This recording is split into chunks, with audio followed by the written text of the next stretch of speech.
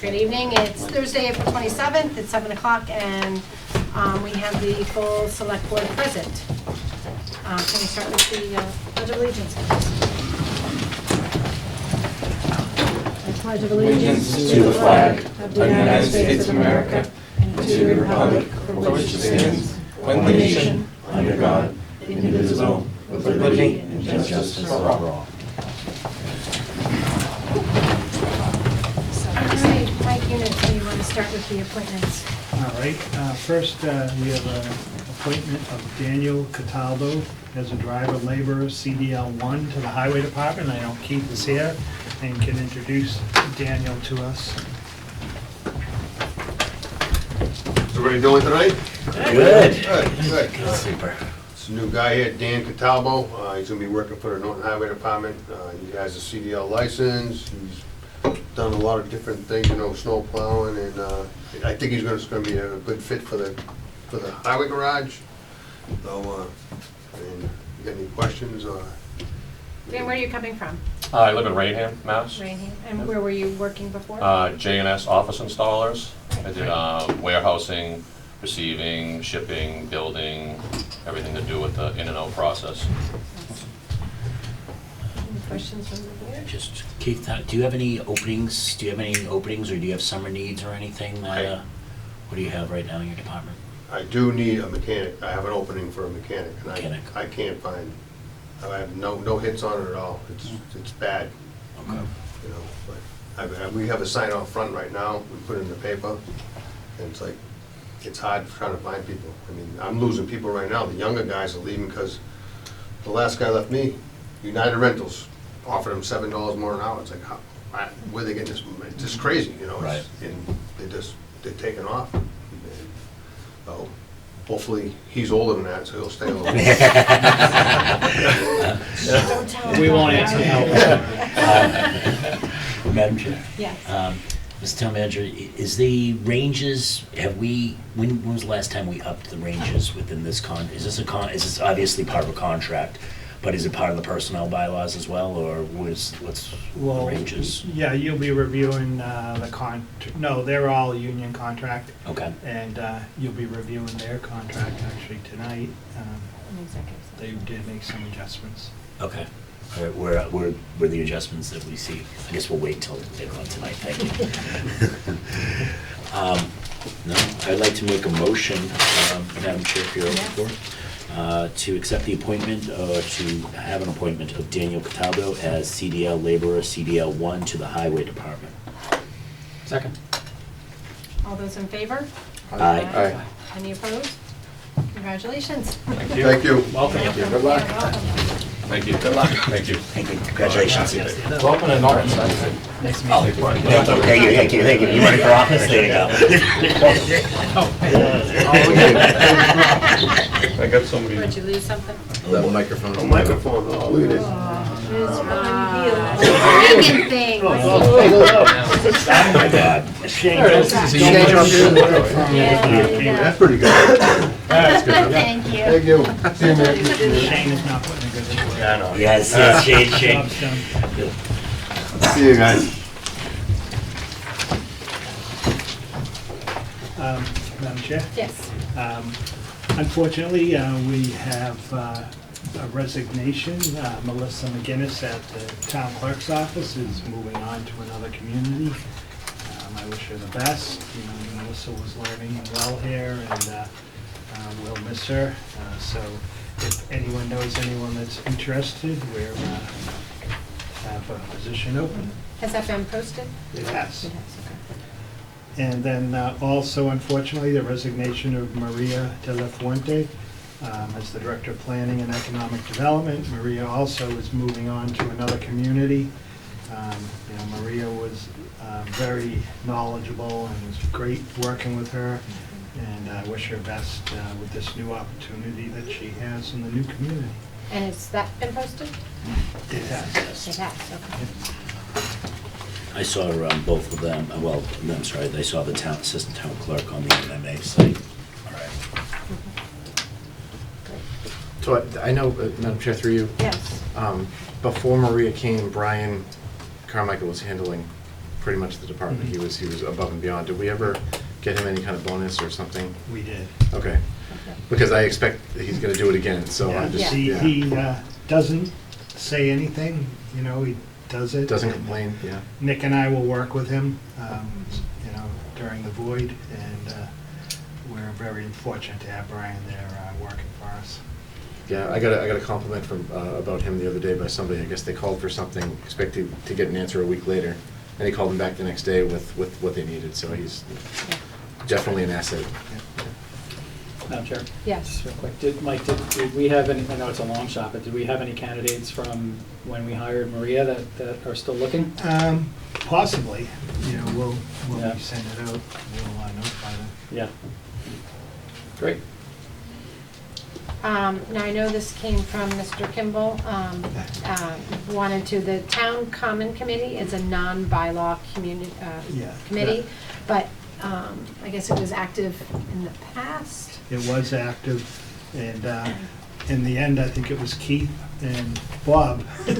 But, so Bob's looking to revise that committee now, and it is not a bylaw committee. That was the question at the last meeting. So before, the committee was made up of the highway, a representative from the highway department, the cultural council, the fire department, the garden club, the veterans office, Wheaton, the historic district commission. So we'll be reaching out to each of those departments and And asking, organizations okay. and see who would like to be part of it. I do have to apologize, Madam Chair, to Mr. I think I delayed this long, and I got a very long explanation after the meeting from Mr. Kimball explaining to me the history of the committee, so I apologize to slow down on that process. So Mr. Kimball actually planned to be here. I think he was going to later, if anybody still wants to ask him about it. Yep. Well, we'll do the outreach, and is this something that we can also request from non-departments? Just people wanna, I think the request was to add somebody, at least one or two at-large Yeah. members. Yep. so then that's something that we would be posting on the. Anyone's interested? Yeah. Excellent. Yeah.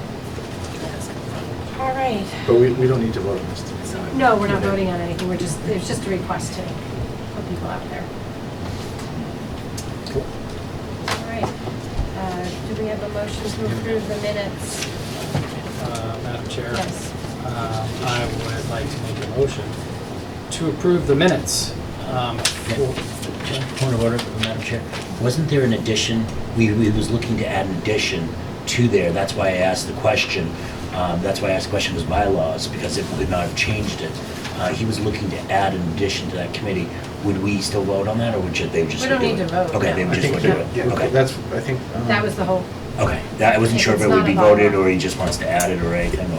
What, he asked that the committee be expanded by at least one position to include a citizen at large, so if that's something that we have to vote on. Do they just How do that many on were their own? on the committee to begin with? There was 9 maybe? yeah. I think he said he wanted to expand it to 9 with one more Okay, from. so as long as we keep it an odd number. So is that something that they can handle internally, their group, or should we If you vote make a it? motion to expand the size of the committee. So- But if it's not a bylaw, I'm just asking the Yes, question. If we it's don't- just a committee appointed by you. So, with that being said, Madam Chair, I'd like to make a motion to expand the town common committee by One member. one member At large. at large, To bring the total to 9. to bring the total to 9 members. Second. All those in favor? Aye. Yes. Any opposed? Okay. Sorry, Kevin. That's all Now they gotta right. find the members. All right, we're going back to the minutes. All right, so make a motion to approve the minutes for March 21st, 2023 and April 13th, 2023. Oh, second. Okay. It's like, I was gonna say something snarky. all those in favor? Aye. Aye. Any Aye. opposed? All right, minutes are approved. Now we have licenses and permits. So my minutes, you- Okay, sure. So we have a request for a one-day all alcohol liquor license from Stephen A. Donahue for a private event at the Everett Leonard Park. And we also have a second from Teresa Manila for a private event at Everett Leonard Park. One day beer and wine. Oh, I'm sorry, the first one is all alcohol, and that'd be July 16th, and the second one is beer and wine on July 1st. Great, and again, just for clarity, these, when they get on the agenda, they are already been approved, correct me, by the chief and fire chief and the police chief. And there's no one here from there too. Okay. So we're gonna move for the first two? First two, because we actually do have representatives. Okay, Good. so make a motion to approve the one-day all-alcohol liquor license to Stephen A. Donaghy for a private event at Everett Leonard Park from 12 to 6 p.m. on Sunday, July 16, 2023, and to approve the one-day beer and wine liquor license to Teresa Manila for a private event at the Everett Leonard Park from 3 p.m. to 7 p.m. on Saturday, July 1st, 2023. Second. All those in favor? Aye. Yes. Any opposed? Great. And also, there's one-day beer and wine liquor license. Mark Hausavar is here to speak on that. And this is part of Wheaton's graduation. Yes. Come on up. Thank you very much for having me. All right, so yeah, it's our favorite time of the year, graduation. We'll be there, we'll be What day is there. graduation? The 20th. Yep. So a week later than most of the area, which is kind of nice, because rentals were easy to get. So we're hoping to get one-day liquor licenses for Friday and Saturday. If you want, I can go over all the requests, or if you have questions on any specific one. Just the detail, what it's for, if they're at the front home or... So there are a few, I have two that are, only 2 out of 10 that are for students, and one is the senior arts party. That will be Friday afternoon from 4 to 6 for about 200 people, and they're gonna have champagne and wine. I do apologize, I called Lieutenant Goodwin today. I'm a little behind on that. I thought campus safety was doing that, so I am working with both of them to get details for all this. So that one will have students on Friday, and then the senior pub night in Balfour will also have students. And that's about 300 people from 8 to 10. The rest will all be alumni and faculty. Starting on Friday, we'll have dinner for alumni in Chase Dining Hall at 6 p.m. and then also a bar for them for late night at 8 p.m. We'll have a dinner for the 50th reunion in Mary Lyons, and then also a trustee dinner in the Davis Spencer Cafe. So is this license for 5 events? Is that what I'm saying? Yes. 5 events. 5 on Friday and 5 on Saturday. 5 on Friday and 5 on Saturday. And are those, Madam Chair, through you? Yeah. And it's to town manager, are those 5 different permits? Yeah. They're think 5 they're different all- permits, they're yeah, all- they're all yeah, we listed, have okay, all- yeah, they have that attached, all right, perfect. Okay. Just I see it in our agenda, so I wasn't sure if we just kind of consolidated them or not. Yep, and we will have details for all these. And then Saturday will be all alumni. So my list starts with outside Pine Hall. They have a reception for about 200 people. Last year, I would say about 70 showed up. Then they have dinner again in Mary Lyon Hall, dinner again in Chase. They have an athletic reception, which is new this year, in the gym for all of, like a Hall of Fame ceremony from 3 to 5 on Saturday. And then the last one was tentative. It was the 25th reunion dinner. So I just put it in there just in case they come, so we have it covered. Any other questions? Yeah, the Balfour Atrium, the event to the Balfour Atrium. I see that you'll have 3 patrol officers. Is there, what's the requirement for fire? This says 300 people. What's the requirement? Is there a fire detail required at a certain level? I don't know. Yeah, I don't know what it is. But they've signed off on it. Yeah. Chief's in the- The, Okay, I would say I could ask Lieutenant Goodwin too when I call him. Yeah, he's signed off on Yeah. it, so I'm assuming he... Nick, Jay, and Brian. okay. And this is one they tend to use the Balfour, and they kind of go into the Lion's Den Yeah, That used to be a yeah. pub. I just 300 people, I wasn't sure if that was the one if that would require a fire detail. Tonight, we actually have a pub night, and in my experience with this class, they've never gone more than like 100, 150, but this is also the last one, so they might, their class is 300, so I kind of just put 300 as like, that would be like the max, but it's very rare that they're all there at the same time. Okay. I know that's not a good thing to go by, but And you're here with us, so you're not there? Holy moly, you doing all right? our new GM started today, so Okay, congratulations. he's like, how can I help? I said, pub night. So, Madam Chair, just a quick question. Do select board members get invitations absolutely. to the whole weekend? Yes, Oh, please. I excellent. recommend going to the arts party, Okay, some champagne, okay. that and sounds definitely good. the trustee dinner will have some nice food at it. Yes, they sure. will. Sounds good. Only cost you a little bit. All right, I'll make a motion to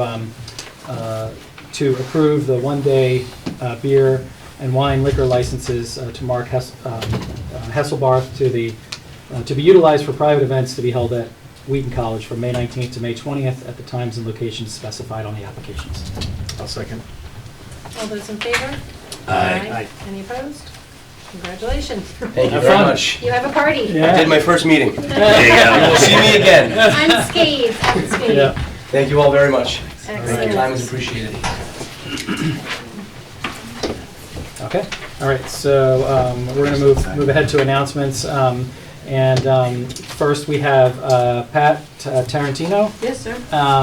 who is going to talk to us about Wreaths Across America and their Flag a Yard fundraiser, which I've already heard some things about You around have? town, so. Oh, yeah. That's great. Yeah. Well, Madam Chairman, Chair Ward, thank you for allowing me. Thank you, Mr. Yance. Usually I don't come before you until November, so I'm hitting it twice this year. We are doing a brand new fundraiser this year, and if you've ever been by someone's yard and you've seen all these flamingos and they said you've been blocked, it's the same JCS. idea. So we've got You can yard come sign by. that'll go up on someone's yard and 20 flags. You should probably show that yard sign to that camera. There you go. Yeah, look at that, huh? Right. No, it's not on it yet. Hold on. See? Oh, it Come on, is. Shane. Is it? Yeah, it's On okay. recording, you have to show it to the computer if you want to see. That's all right. But, and we're also gonna have little flyers, they're gonna go through town, you guys can, that's their. And how much is it to? All right, so for $25, you can anonymously flag a friend. Doesn't go in your Flag a yard, friend. it goes on someone else. Can I just add a minimum of $25? I would expect people to pay more. Well, it says, yeah, minimum donation. Yes. At that point, the flags will go out, they'll be there for a week. The person comes out and says, what's this, my guy's full of flags? So on the sign, they will see that they can email Norton, WAA.MA0108@gmail.com, which is our brand new email address. And they can ask what's going on. That's great. And there's also my phone number on here. At that point, I'll say, it's anonymous, but for $20, I'll tell you who flagged you. You will. And for $5 more, you can forward the flag to someone. So, I'm really, and this is totally, all the proceeds are going towards the wreaths. Our flags were donated by Ace Hardware. We've got 400 flags. The signs were printed by Signs by Tomorrow, donated to us, so everything, all the cash that we get goes right into the kitty That's excellent. for the wreaths. Wow. As of April, and you asked Mr. Toole, as of April 18th, we had 217 wreaths towards our 720 goal for this year. So we have plenty of time, but I'm really thinking this is gonna be a lot of fun, and I'm hoping to see them all the time. Right What's now, the time period you're doing it? and we can do them until they cut us off at Thanksgiving. So I'm really, The ground gets hard and you can't stick the flags in. yeah, it's hard now. I've already put into Yeah. 3 yards and I found I have to bring a little, like, something to put the hole and then the flag. But we're beginning right now, it's on social media. Again, our email and all the proceeds, I think I got it covered. December 16th is our wreath day this year. And that is across the country and international now, actually. And I'm trying to think. Again, it starts at the Common Cemetery, which is right out here at noon. And we read the same script across the country at the same time, which I think is just so cool. And most of you, many of you are there. Yep. We have some dignitaries, and that's it. Well, thank you, this Cool, is. it's great. Thank you for letting me showcase this to the town. You've been I think it's- flagged. I think it's a great That's it, right? foundation. Hopefully you've been flagged, You've been hashtag. flagged. You have been flagged. You've been warned. Go get them. Appreciate what you do. Thank you. Right. Wonderful, thank you. Thanks, Pat. Our second announcement is just a reminder that the annual town election is occurring this Saturday, Oh, really? April 29th, 2023. Really? I did not know Who that. knew? At the Norton Middle School from 8 a.m. to 3 p.m.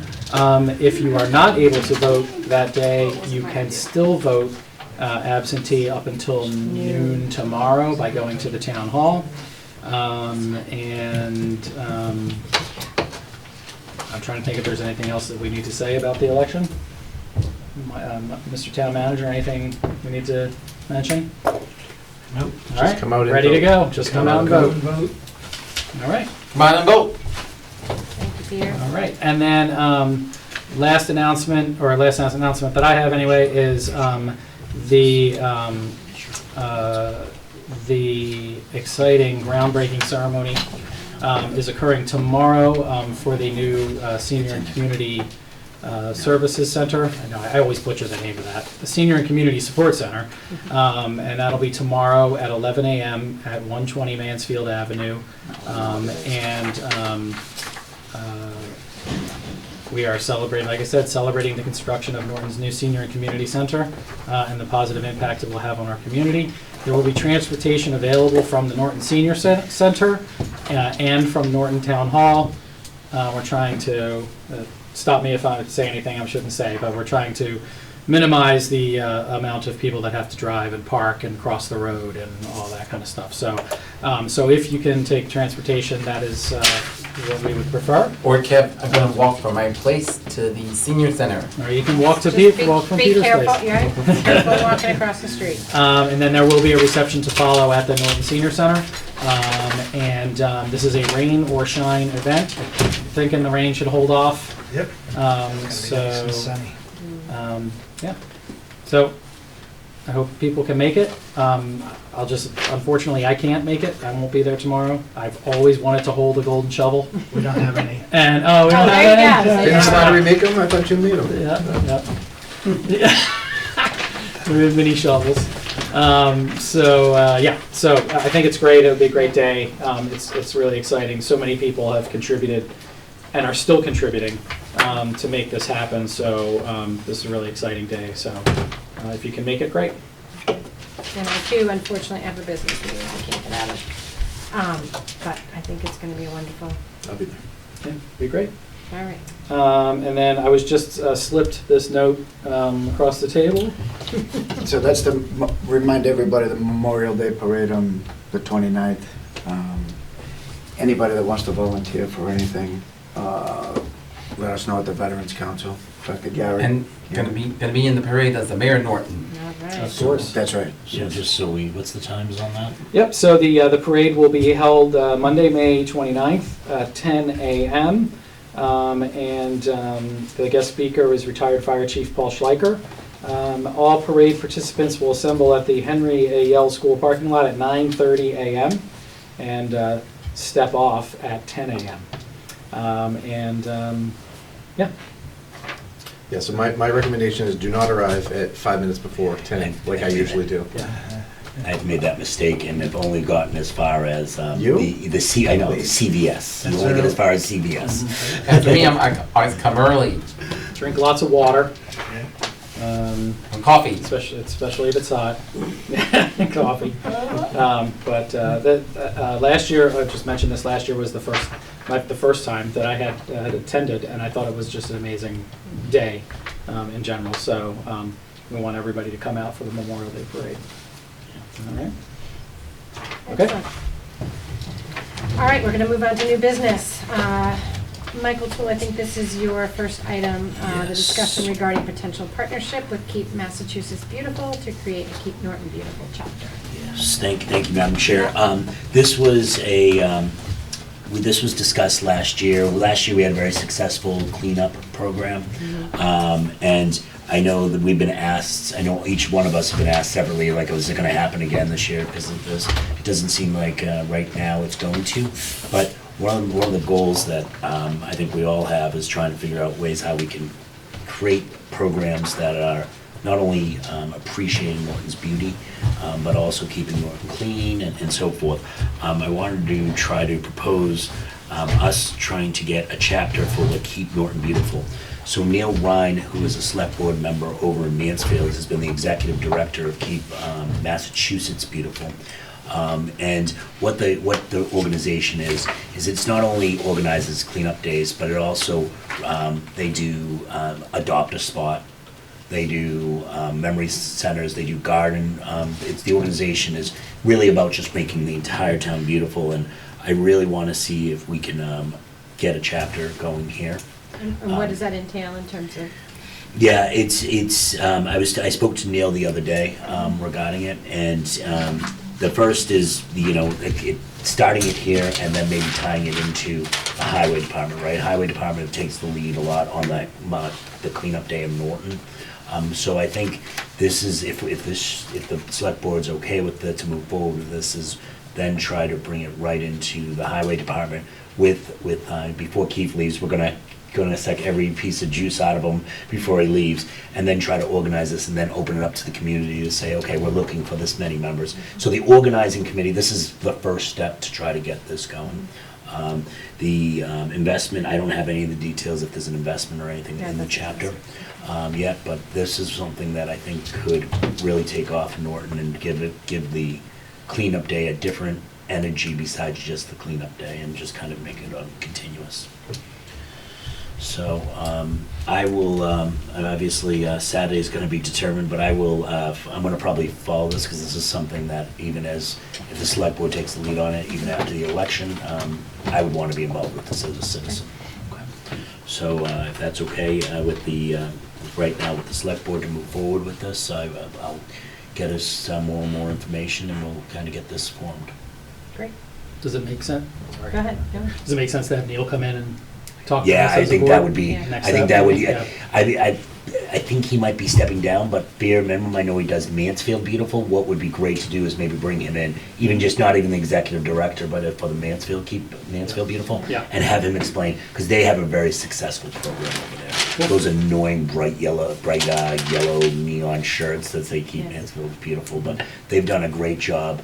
If they've done some recent projects in the South Common around the gazebo and so forth, and I really like that adopt an intersection type thing. I would just like to ask, because, as we know, we struggle with volunteers, so how much, is there a way, could they utilize, and I don't know the answer, at certain departments or current committees, if we could get, already have people that are volunteering that could participate. Yeah, I see this as there's actually probably a lot of overlap between, we were talking about the Common Committee, right? The overlap there, the Garden Committee. Like, I see a lot of overlap here. What this does, though, is it brings certain, it keeps it on everyone's radar, right? So, what are you doing for the state organization? And it also opens it up for some grant money and so forth there. So I think there's some things, but you're right. It's like, okay, great, we're forming another committee in Norton, right? Right, but I'm sure there's overlap, so let's get, Yeah, Good. awesome, great, thank you. So I will, what I will do is I will ask Mr. Ryan if he can get on to one of our agendas in the future. Great, thank you. Next is to review and vote on town meeting articles, but Mr. Kimball, we just thank you for joining us. I thought it'd be great if you wanted to do on the update on the traffic safety committee. In addition, you weren't here for earlier, but we think we voted and we think we understood what we voted on, but we added a 9th member at large to your to the town common committee per your suggestion, so. Yeah, I mean, If the there's town anything common- else you want to add on that, we can. Well, the town common committee has been in existence even before I was on the board, so. I explained how you gave me a Norton civics lesson after our last meeting, Mr. Kimball. There are two standing members. Keith Silver is the highway representative. Mary Ellen Steniford is the garden club. But there's obviously a detailed list of veterans and Wheaton College Historic District. There's all different people involved. But this is separate from the Restoration Committee that we just disbanded a couple of years ago. So, Can I ask Bob a question? Sure. Now I know why he did the at-large. Trying to rope Silver in, aren't you? Yeah. like everyone else, poor guy just wants to retire. Tired, nope. But yeah, so where the town common restoration committee is gone, it seems to make sense to get this one activated again and make it happen, because the town common's always got problems, gazebos are falling down, and, things are happening, and I think that it's important to have someone else, a group overlooking it, making sure that everything stays the way it is, so, especially after all the money we spent to restore it. Right. We want to make sure it stays pristine as much as we can. Keith and his guys do a very good job of taking care of it, Right. but, we still should have someone to oversee it, so. So, Madam Chair, through you, where's the update of, I saw some leveling of ground and so forth of the gazebo. Yeah. What's Yeah. the update on? We ended up having to move it back 3 feet from the circle, because unlike the days when we first built it, we have to be ADA compliant today. So in order to do so, we actually moved it back 3 feet, dug it out, put in some new crushed stone, leveled it. June 16th is the delivery day for the new gazebo. Cost just over $22,000, right, Mike? Which the insurance company paid for. So we've got that all set up and ready to go. And I think people are going to like the gazebo. It's going to be a beautiful addition to the town. It has a cupola on the top, which we didn't have before, but I went before the Historic District Commission and they approved it, so we're all set on Is there a that. weather vane on the cupola? No, There's not a weather vane, okay. that's rather lightning, we don't want to do that. Yeah. Are people, I know that, everyone's talked about wanting to help, and obviously you have all the help to set to that day. Yeah. Can people come down and observe and keep a distance, or, yeah? Yeah, it's going to be done in one day. It's pre-manufactured.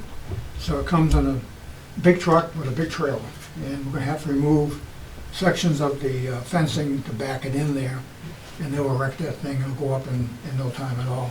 We're hoping to get the town electrician over there to pre-wire it while it's going up, so that everything is hidden inside. And in the future, this new committee can talk about putting in speaker systems and wireless stuff that we had talked about on the revitalization committee that we never did. The one thing we didn't touch was the gazebo. So that fell down, and that we're taking care of. And is the hope to have a ribbon cutting for it when Whatever you got even to do. events? Yeah, I mean, that's not, we're just. Not a priority, yeah. We're just gonna make sure it's put it on the common, and it's level, and it's gonna stay there for a while. Can we have a shovel for Kevin? I was about a spade. Can we just do a spade, or? I want the biggest shovel you got. Well, the day we dug it out, we could have used all the shovels we could have. Yeah. That was some very tough ground. You would think moving it back 3 feet wouldn't be a big deal, but boy, was that a monster job. I drove by to give them a little grief, and he's like, why don't you grab a shovel and help us? So. Why not? Of course, there's always roots that were in the Yeah. way, Oh, yeah. and they had to relocate the sprinkler Of course. system, because that went right through it, so. Yeah, we had to go around, we had to go in somebody's backyard and find some pipe to finish it off, so. But they do a great job, the highway department did a great job of getting it ready, so. All right, now update on the traffic safety. Okay, so Traffic Safety Committee. I sent you guys a letter doing kind of a recap of what we talked about. The health agent was there, Christian Zana was there to give us an update on this. There was some sound testing being done on the, I want to call them Whole Foods. The Home Home market foods. Home Market Foods facility. The fire chief, the deputy fire chief, and Lieutenant Goodwin and I went down to meet with them on behalf of the committee to talk about some of the things we might be able to do to make it better for the neighborhood. It's not going away, you know, it has to stay there. They're getting busier, they're getting, actually gonna be adding more bays, which is a good sign, you know. I'm glad to hear that they're doing well. But as we were standing there, 3 trucks went across the front of the property, and 2 were okay, but the third one had some repercussions going on. You can actually hear bouncing off the building and bouncing back toward us, the amount of impact it had. So we talked to the food home market, and we talked to them about why they have to use the front of the building. You know, we've given them permission to use a number of docks at the far end of the building.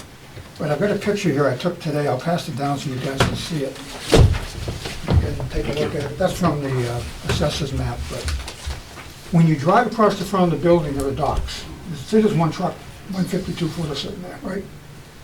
You have to go around it, take a left, take a right, and another left. It's not a smooth turn, it's zigzag. And then when that truck did that day, it had to hit the brakes, accelerate, hit the brakes.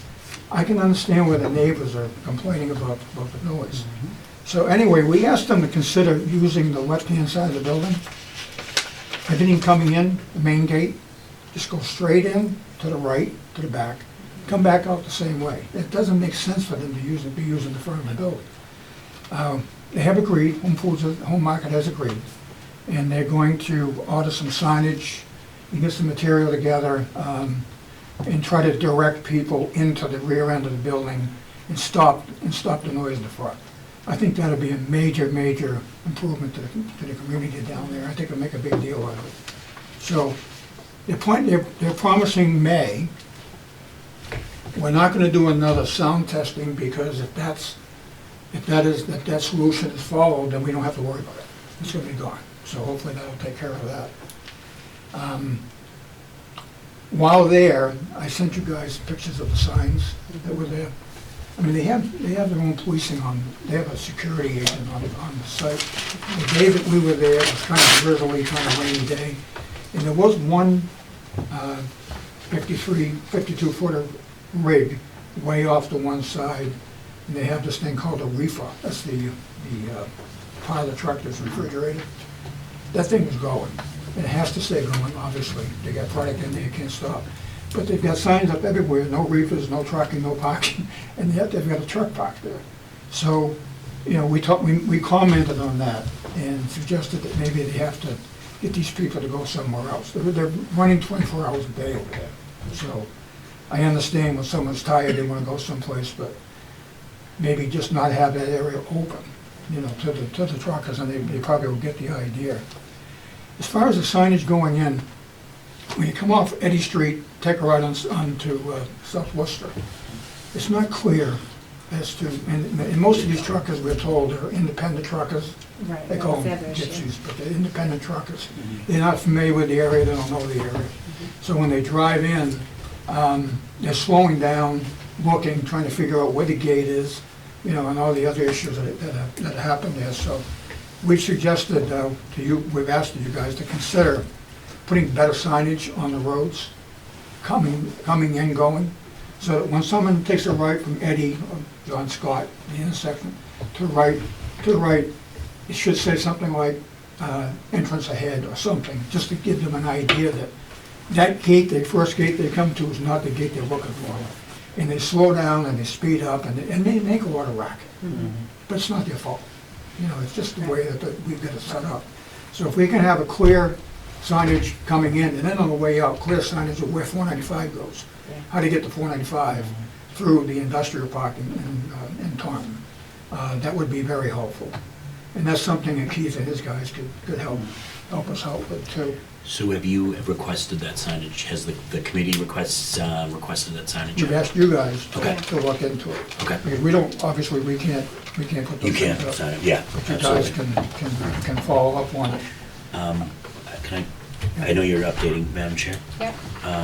Have you closed the gate? Have they closed the gate? They've talked about closing it. The neighbor, have they closed that gate yet between the neighbors? We have neighbors crossing over that property to go out that front entrance, so where the bus company is, right next door. that gate has been open, and the neighbor's actually using their driveway to go in and out. Do you know We're what? talking about the gate between Home Foods and the bus company. Yeah, but I've got the The name one, of the company. the here, one in but- between. Yeah, that- Actually, talking to them, they're putting up a gate of their own. okay. Home Foods is gonna block it off, they don't want them using that gate anymore than anybody else does. Because they've been talking about putting that gate up. Yeah, they're You know, gonna- have you kind of said, all right, it's time to do They're it? finally gonna do something Okay. with it. That makes them go down to their own gate and go Yeah. in. Another suggestion we made, was the good one, and Deputy and I made, was when you're coming in off of South Worcester Street, they have to, where the guard shack is, they have to take a right to get in there. Well, it's almost like a 90-degree. It's It's just like, it goes this way and that way. We suggested maybe they could improve the easement a bit by just cutting in a bit on that corner and enlarging it. And they said, well, we don't have the jurisdiction to do that, that would be something the town would have to do. I said, well, I'm sure if you ask the town, if you can widen that, not only going in, but as they're coming out, it'll be a smoother turn. So we're hoping they're gonna do something about that. Yeah, because they have to go on the other side of the road, almost into the woods, to make that Exactly. right-hand turn. Yeah. And then, there any other questions about whole, about? Home market. Market foods. Home market. Madam Chair, just a quick one. Yeah. I know people have been complaining about speed along there as well, and you know, there was a vote, I believe, at town meeting to give this Those select board electronic signs. authority to change speed on certain roads, and is that ship sailed, or? No, yeah. We did not pass it. We It did not pass. it Well, did not because it's pass. fed- Right, but But I it think was, it should be brought up again. right, but Yeah. we did talk about the electronic, the solar signs at Mhm. the speed. So, If I Mr. may. Kevin, yeah, do Yeah. you want to talk about the Right, speed? yeah. Because I've had an Uh, update from the chief as the, well about that. Police chief actually worked out a deal where we actually do have an electronic board down there Right.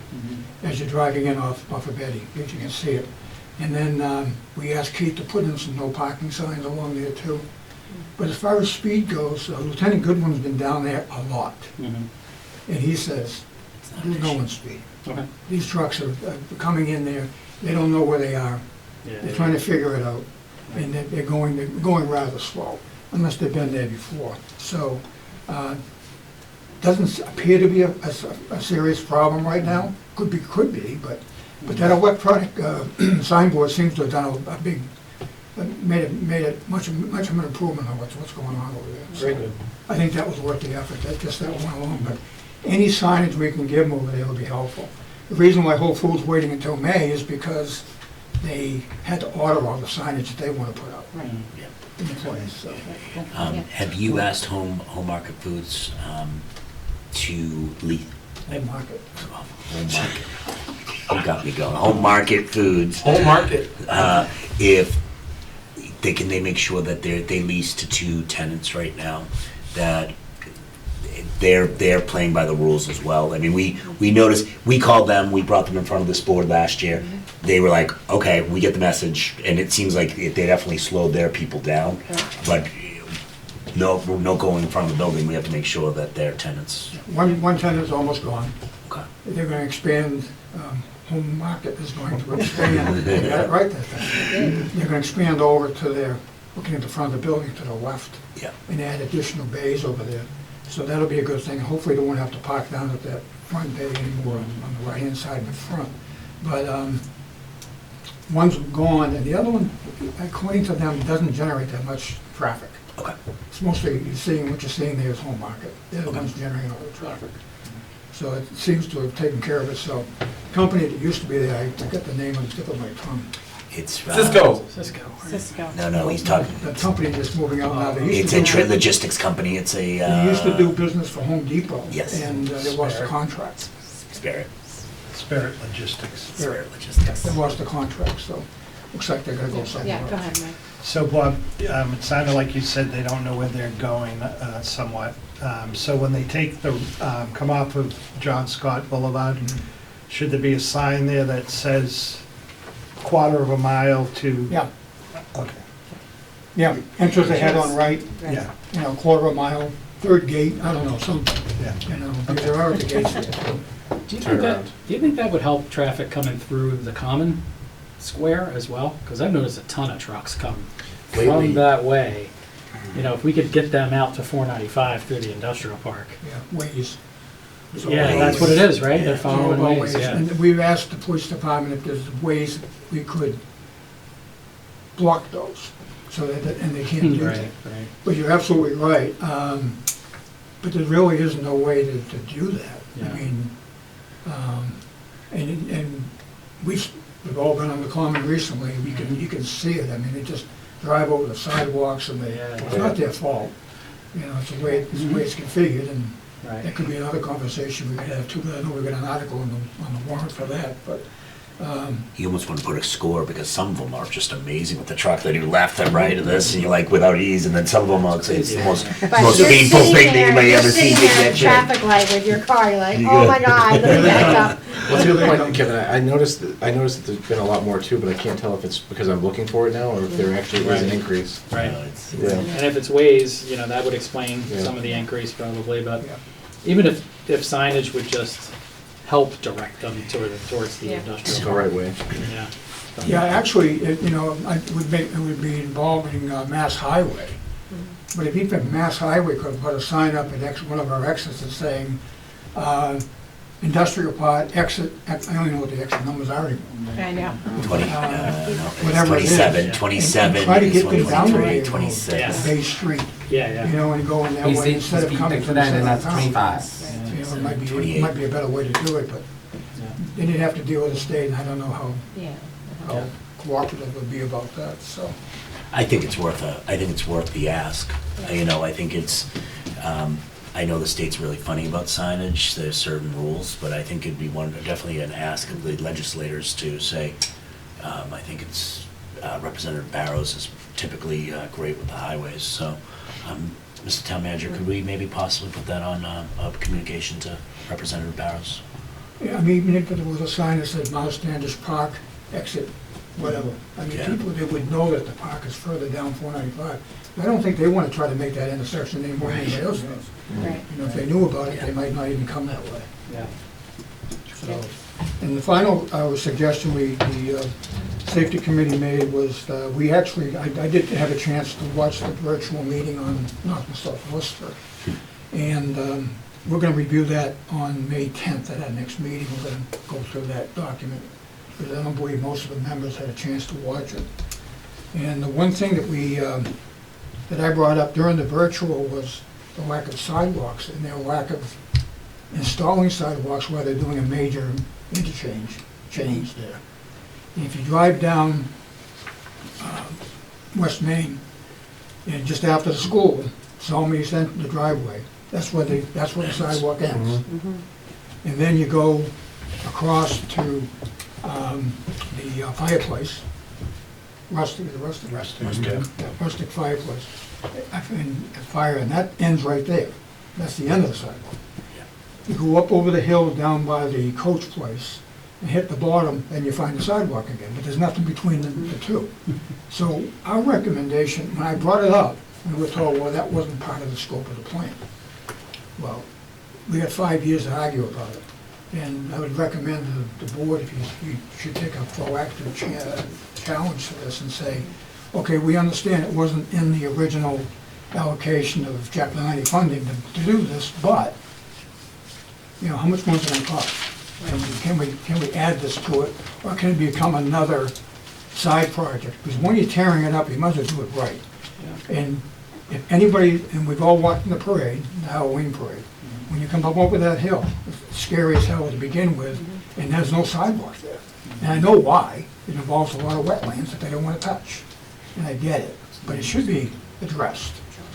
So that was one of the suggestions the committee made also. Yeah, I know with Hillside Johnny's just relaunching, their parking lot is full of people parking on that street, and it's dark there too. People are walking up, and it's almost very dangerous. Mike, is that section on the Better Streets project list? Is that section of? I don't remember. That's not. It's not, there was something, well, yes, there is, because on the Better Streets, we did South Worcester Street Yeah, to Richardson Ave yeah. and back down to Main Street because of the school.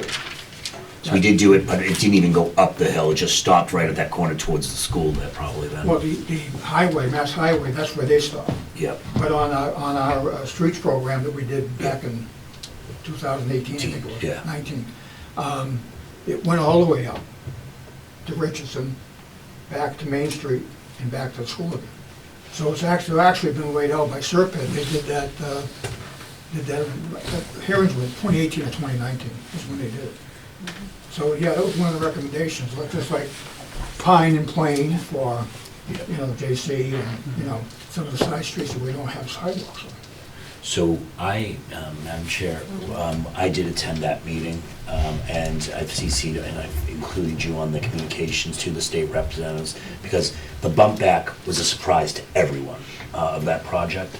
I think it's really important for us to maybe ramp up a little pressure on the legislative teams and DOT to not only get a better explanation why it's now 27, 29, and the sidewalks, because we have been waiting this. This has been, and I think it was Representative Barrows that did a study in that intersection. It's a very dangerous intersection, and just the way this is whole progressing, the pushback, the no sidewalks. It's not really what we all kind of imagined it to be per se, and so I'm wondering if, like to your point, we have to basically maybe ask the legislators to come in to really stress our concerns that we can't let this project go back to 29. It's ridiculous.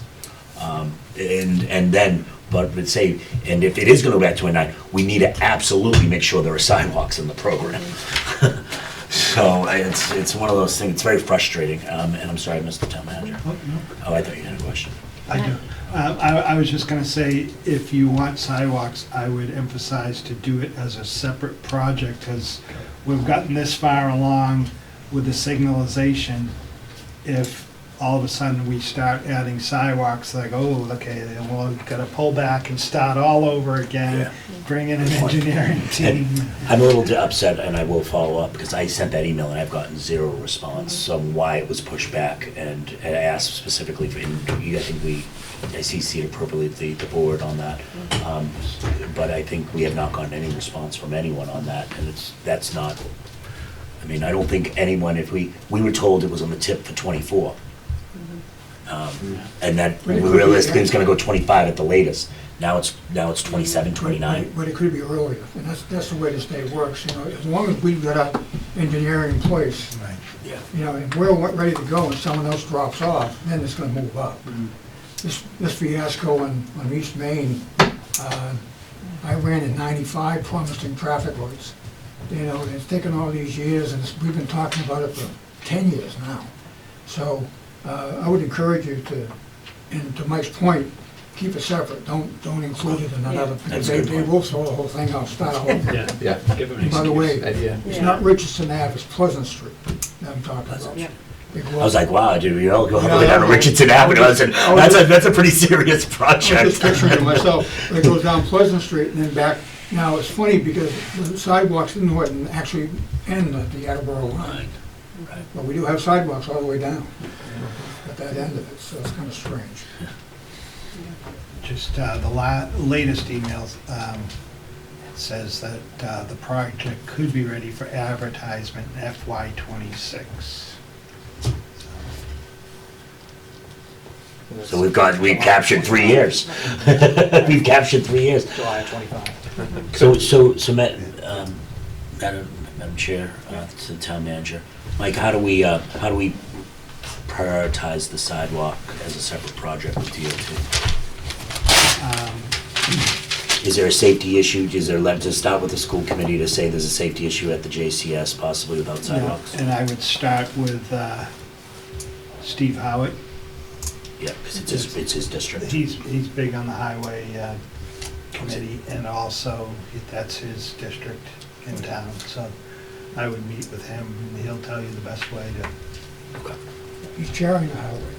Is he him? I thought it was Jay was, okay, so it's him, he's chairing the highway. He's a good That's great. program to talk to. You have any other questions? I know there's an article about on the warrant for the center of town that we asked you guys to put Yep. on. That's on there, right? Yep. Yeah, we voted that already, right? And did FinCom, Mike, what is FinCom's advice on that? FinCom voted to, let's see, this is Article 10 on the special town meeting warrant. Finance Committee voted to recommend $25,000 from free cash to be put towards that. And also, I talked with Representative Howitt and Representative Barros yesterday, and they said they put $25,000 in the bond bill. Maybe if we get that, it'll be $50,000. I did emphasize to the building committee, because someone said, oh, didn't we already do this? And was that like a study that was just thrown on a shelf? But actually, it was just a conceptual ideas. We didn't pay money for it. It was done by Serpent. It was conceptual ideas. And now the safety committee has picked 2 of those ideas out of, was it 5? There were 5. And One being the way it is now. yeah, and So now, 4. yeah, and now would be to bring on an engineer to look at the concepts, look at the site, and talk to the safety committee about ideas on what they think could happen. We don't know which direction they'll, Madam Chair, we don't have any idea which direction they're gonna go. Could be to the right of church, straight through. It would involve taking portions of land beyond the old library and straightening out that intersection, going straight through that property. It would involve 2 or 3 houses, I believe. The other option is to come in essence, to the center of the common, put it right through the middle of the common, and then reconnect to Taunton Avenue. They're gonna make that decision. Once we start, DOT will make that decision? yes, they will. Yeah. They're the ones that pay for Is it. that feedback on our end? The Or is that- vacuum cleaner downstairs. Oh, okay, sorry, Vacuum just making sure. I thought it was me from. Yeah, I thought it was me too. But the Mass Highway, DOT is gonna make the final decision. We're not gonna do it. Right. They're gonna be the ones that are gonna spend $10, $15 million to make the improvement. And they're gonna make some suggestions, and if you wanna proceed, that's what the engineering firm's all about. You wanna proceed, this is our suggestion, this is the way we'd like to go. And I'm not a betting person, but I would guess they probably wanna go to the center of Common in order to do it. But we have to wait and see. The other good advantage to this, there's a couple of positives on this, is, I think I wrote it to you guys in a letter that I asked the state reps to have someone from Mass Highway come in to our traffic study committee. Not only did we get 2 state representatives, we got a representative from 3 of them from DOT. Senator Feeney's office, and 3 people from DOT showed up to our meeting, blew us away. And it shows It's you. been a slow legislative day. Well, no, it shows you how important it is for them to straighten out this intersection. They know it's an F-rated intersection, know it's in tough shape, and they gotta figure out how to do something. So I'm actually optimistic if we can get the engineering work done, which could cost us a couple $100,000 by the time we're done. Once we get that done, after that, any easements, anything like that, I believe the state will pay for everything else after that. So we just have to come up with the initial engineering and layout. And I think once that's done, I think these state reps and senators are gonna step up and say, forget about your 5-year, 7-year layoff here, we need to get this thing done now. I honestly believe that's gonna happen. So we'll have to wait and see. There was quite a bit of interest, yeah. Mike, is the common protected? Is it a protected landmark, being a memorial, a World War I memorial? I'd ask No. the expert. It is on not the common. protected as a No. World War I memorial? No. Yet? Well, what happened, if you look at the common today, you can visualize it, the monuments that are there Yeah. could stay there, but Right. they'd be almost on the street. So they probably have to be moved back toward Town Hall side of the common. The gazebo, fortunately, that's a pre-manufactured unit, that could be picked up and moved back toward where Taunton Ave, where Mansfield Ave is now. I guess the plus to it all, if you think about it, if you take out the 2 Wheaton buildings that are, between us and, between the common and the ball field, you take out those buildings there, your green space will be much larger than it is now. If they do that, it'll split it It'll split the common. The library could very well have parking, if they do it that way.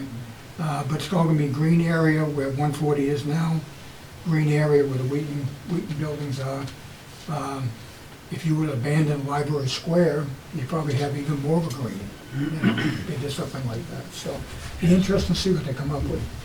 The other option, obviously just going straight through, is taking the parking lot from the Unitarian Church, flipping it to the other side, moving it to the other side, and then we've got a telephone company building in there that we have to go around. And if they're willing to do an S-turn to the common, I don't understand why they wouldn't be interested in doing an S-turn there. Right there. But we'll have to wait and see what happens, but there will be plenty of public hearings on it, once they get rolling. So everyone will have a lot of input. I don't know if I'll live long enough to see it, but we'll see what happens. Oh, come Yeah, you will. Stop. Be Yeah. optimistic, will you? Yeah, thanks, Mike. I can't.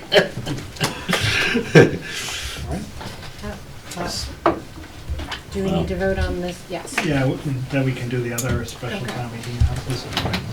Thanks, Madam Chair. Yes. Thank you. We're gonna Oh, vote real quick.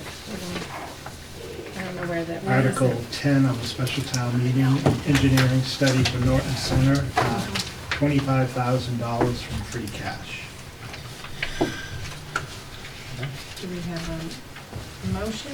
I'd like to make a motion to approve Article 10 on the spring annual town meeting warrant for $25,000 cash out of free cash Well, second, used for engineering studies. my second remains. All those in favor? Aye. Any opposed? Excellent. Can I 25,000. make one final comment on this? Yes. None of us here, I'm sure, are excited about making this change to the center of the town. No. It's not gonna be something that's gonna be very popular, we get it, we understand. But it's something, public safety wise as a regional hub here, we've gotta take a look at it, figure out something on how to fix it. I mean, we sat, as a member of the select board myself, we sat for years talking about it, but we really didn't do anything. Well, now's the time. And if town meeting says, now we're not gonna give you the $25,000, then we don't have to worry about it. That would be the end of the project, so. All right. Well, thank you. We really appreciate it. Thank you. Thank you. Thank you. Okay. All right, Mike, you want to walk us through the other Sure. articles? All right, Article 1 on the special town meeting warrant. And Maureen, did we do these things, like this ought to be something we ought to talk to the legislature about doing away with. So this is a prior year bill, $395.20. The Finance Committee voted to recommend, but it's crazy that because it's a prior year bill, you have to wait until May town meeting to get approval to pay a bill that came in July. It's crazy. $392, we gotta go through all this, but anyways, the Finance Committee voted 10-0 to recommend pay the bill $395.20 to Citron. So what if we take no action? We need a motion? Yep. I'll make a motion to, Oh, I have to be positive. make a motion to recommend Article 1 to allocate $395.20 for prior year bills. I'll second. All those in favor? Aye. Aye. Any opposed? Pass 5-0. All right, Article 2 is separation expense. We don't need anything right now, so the Finance Committee voted 10-0, no action. So I'll make a motion to do no action on Article number 2 for the separation expenses. Second. All those in favor? Aye. Any opposed? Article 3 is FY23 operating budget supplements, and there's 3 requests. Norton Public Schools Transportation, $101,682. Miscellaneous insurances, $15,000. And miscellaneous Medicaid reimbursement, $10,000. A total of $126,682, and it will come from money already appropriated for health insurance. It's already appropriated, so. Madam Chair? Yeah. I just have a question. Mike, number 3, the for the 126,000 for the buses. Is that total for the buses, or, I thought in the fall meeting we took care of that. The 126,682 is the Yeah. total for all three.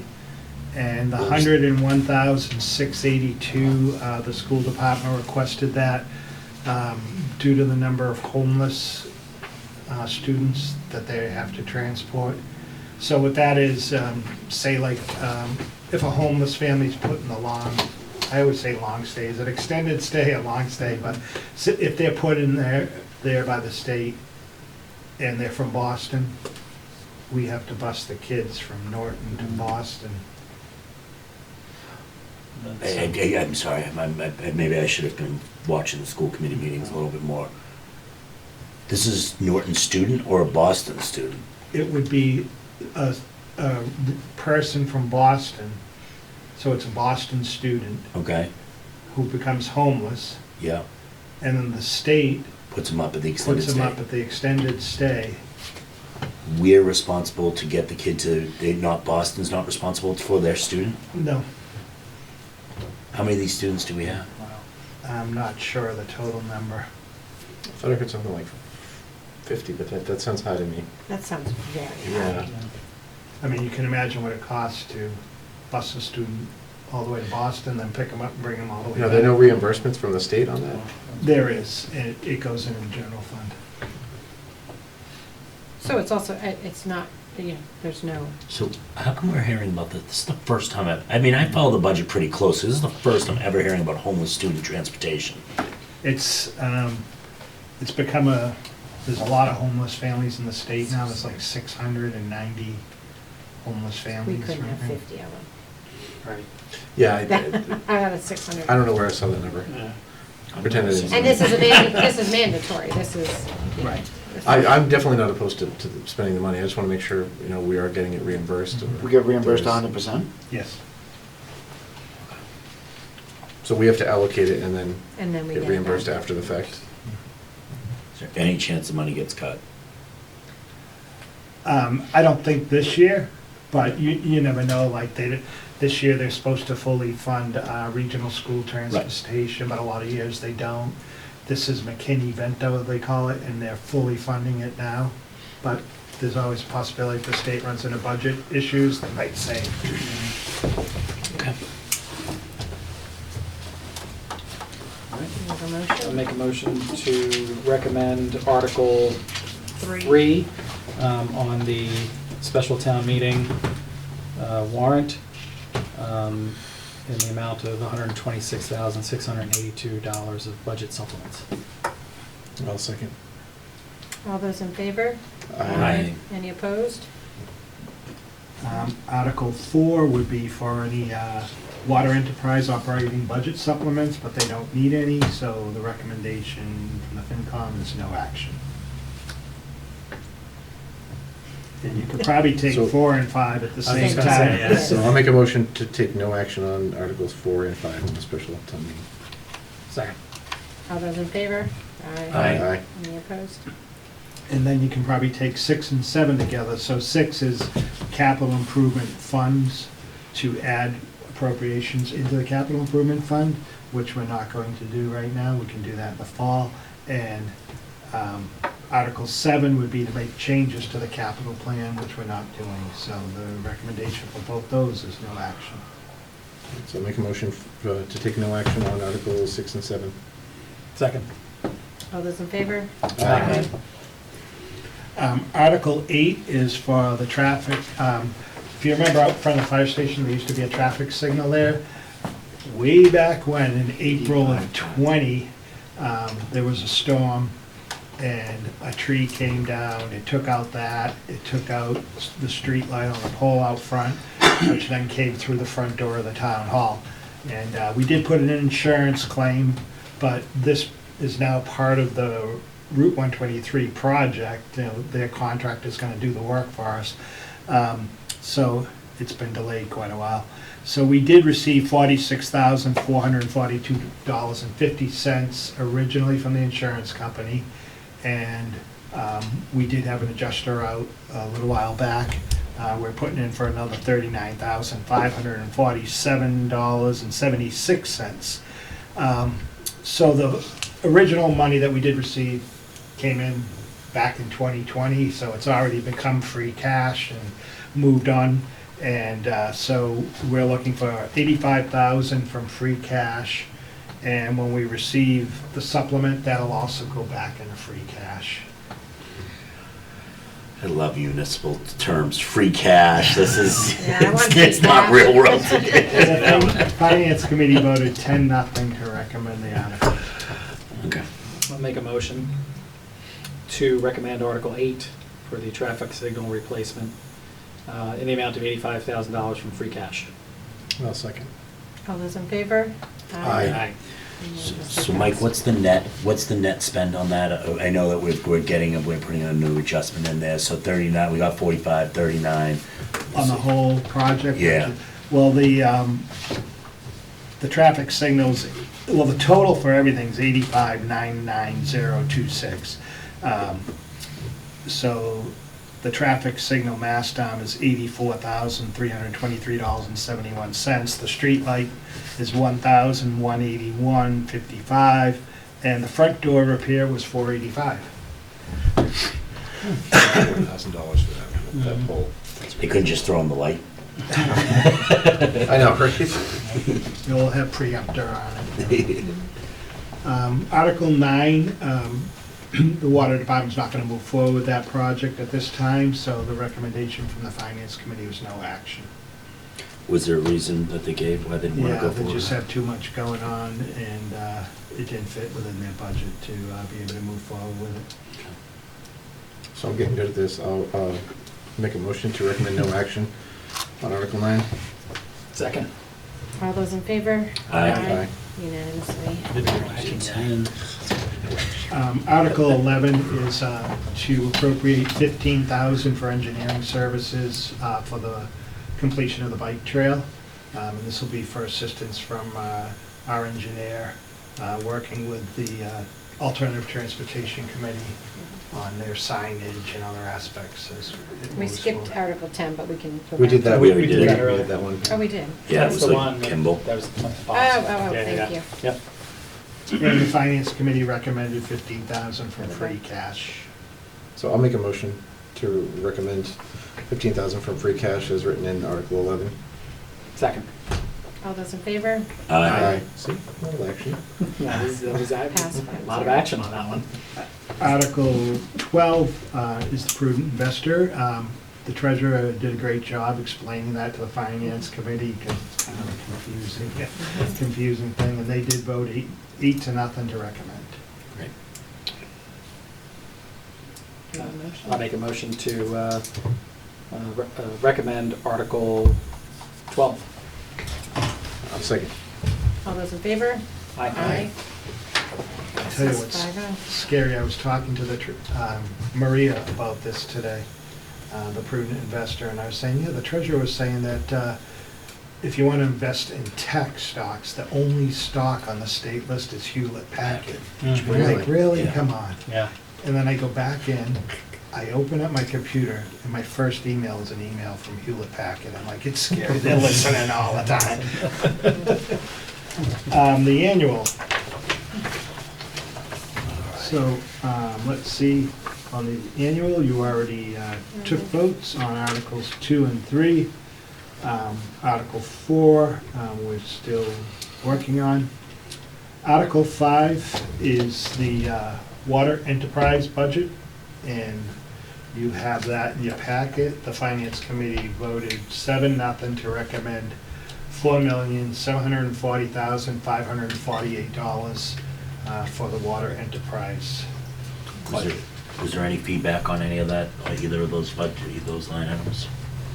Was there No, any- there was just a question about what their revenues are and other revenues keeping up with their expenses.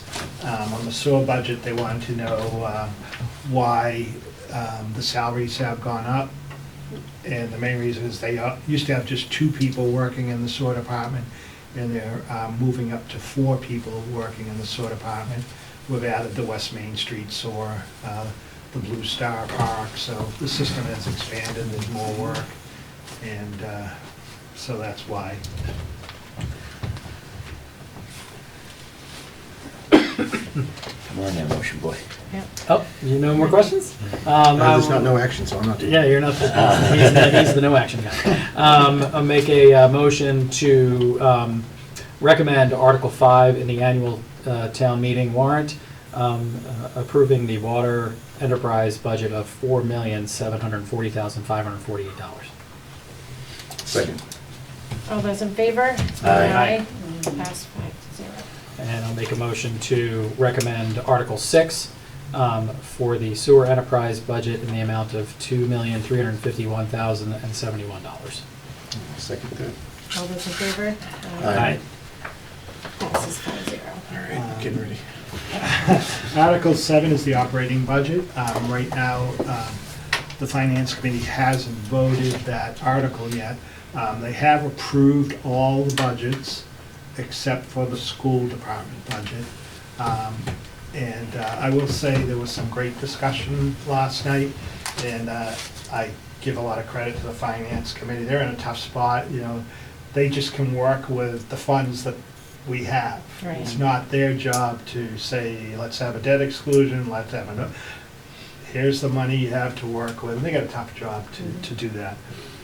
So the school department was on last night, there was discussion, and then after the school department left, the Finance Committee thought, well, you know, the school talked about if they just got what the Finance Committee was recommending, there'd be layoffs, and, you know, the Finance Committee thought, well, if we want to try and avoid those layoffs, why don't we do this? And they asked me to call the superintendent after the meeting to bring it up to the school committee tonight.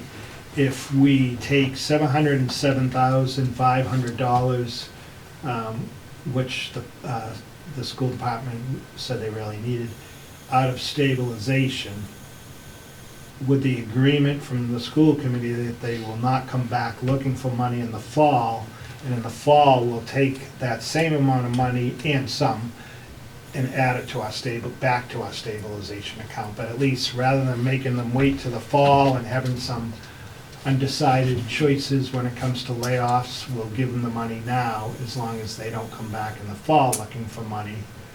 And so they're gonna vote on Monday night. They're waiting to hear from the superintendent on what the school committee's thoughts are on that. So I had Michelle do 2 What's revenue. Monday night? Monday night is? Finance. FinCom. Oh, FinCom, oh my God. So I had Michelle do 2 revenue and expenditure sheets for you.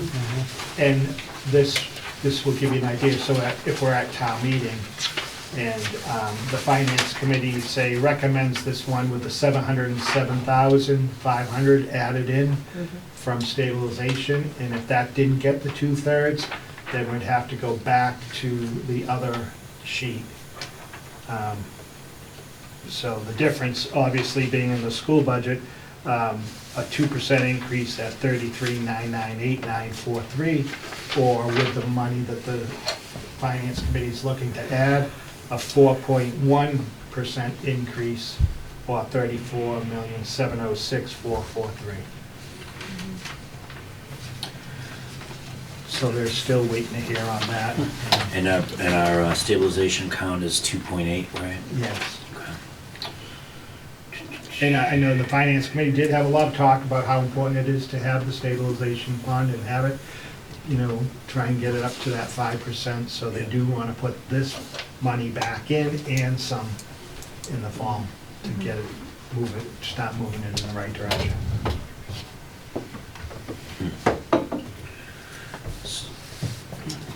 So Mike, I know that you were, where does that, with the 707, what would they, right now the school's at 2%?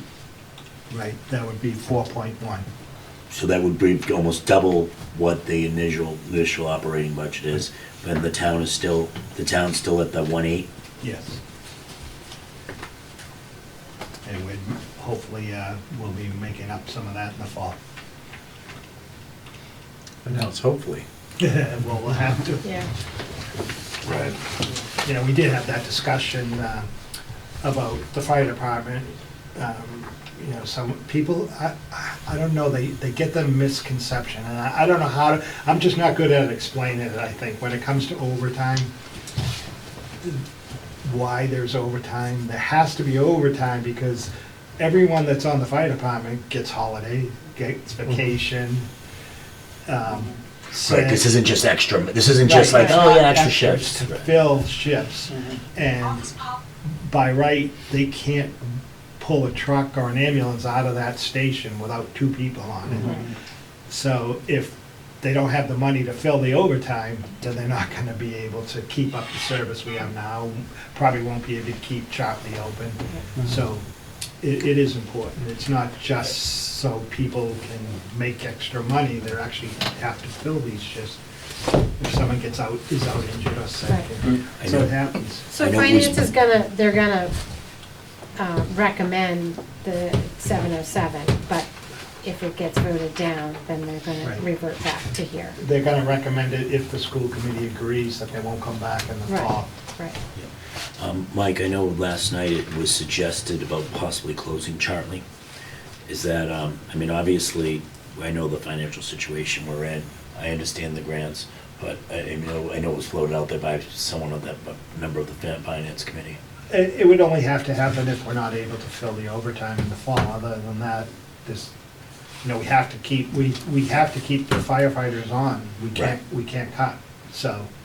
And I meant to ought to check and see what the timeline is on that grant, how long we have to keep the firefighters on, but we got 4 3 years, 3 firefighters, years. so we have to keep them. Right. We can't. Wasn't it to the end of the calendar year this year? Yeah. Well, After the monies, it was 3 years after the money, after the grants. March of this next fiscal year, the one we're working on, is the end of the grant. Okay. But we have to keep them on a few years after that, or we have to pay it back. So it's really just the overtime. We're gonna keep the level that we have. We're not gonna cut people and close Charlie. But if we don't fill the overtime, we'd have to at some point. Yeah, I mean, we're obviously, I think the whole town knows we're in a tough situation. Well, it's just getting tighter, right? And, I mean, I just never want to get into debate of we're choosing public safety over other things, right? Public safety has to be the #1 priority for us and the town. I mean, the concern is, think about it, we've had a perfect year. We didn't have any snow. We got 2 months break on our health insurance. We're in the 5th year of a 5-year energy procurement contract at 8 cents a kilowatt. That ain't gonna happen. So in December, we start a new contract, so we'll be going out to bid soon on that, but we're at a perfect. And if we didn't have the $1 million train payment this year, we would have been probably in good financial shape. I mean, we're taking one out of our free cash and stabilization, we wouldn't have had to take that much. So they're waiting to hear, and then Monday they'll take it up again. Okay. But it's been a great year with the finance committee, and everyone handles it well. And did we figure out the percentages yet of the typical breakdown here of town versus education? Usually it's, where are we this year with the proposed? I haven't done it.